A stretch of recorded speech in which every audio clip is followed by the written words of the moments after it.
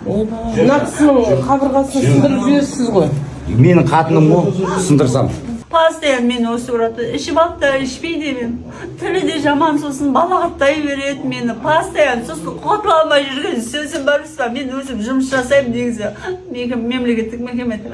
Сол жердегі еркектермен бәрімен ойнасып едің деп мені ұра береді. Бірақ мен ол жерде 99% қатындар. Мектеп емес, ауруханада. Кім болып істейсіз? Санитаркамын, күтушімін. Сол жерде 99% қатындар негізі ше. 8-ақ еркек бар, үлкен больницада 8-ақ деген еркек бар.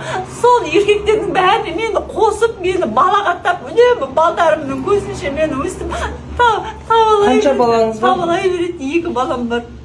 2 қабырғаңыз сынған, қазір ауырып тұрған жоқ па? Ауырып тұрмын, соны жаным қиналып тұрмын. Енді Мен күйеуімнің үстінен арыз жазып, күйеуім қаматқым келіп тұрмын мен негізі. Больница қабылдамай ма? Ау? Больница қабылдамай. сонан түсірген жер айтпады ма сізге? Покой керек, қатты ауыр нәрсе көтерме, тек боль басатын нәрсе қабырғам бүйтіп. Күйеуіңіз қолмен ұрыпсынды ғой? Қолмен ұрсын. Қабырғам бүйтіп бөлініп қалмаған, жарылған. Осы мен 2-ші рет өткенде де бір рет сондай болып жарылған еді. Осы жолы тағы да сондай болды. Енді Мына кісінің қабырғасын сындырып жібересіз ғой. Менің қатыным ғой, сындырсам.